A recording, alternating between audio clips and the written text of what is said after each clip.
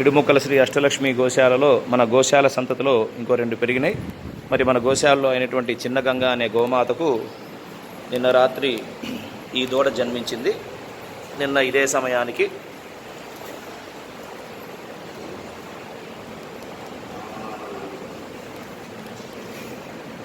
అలాగే ఈ రోజున 7:45 విజయలక్ష్మి అనే కపిల గోమాతకు ఈ దూడ జన్మించింది.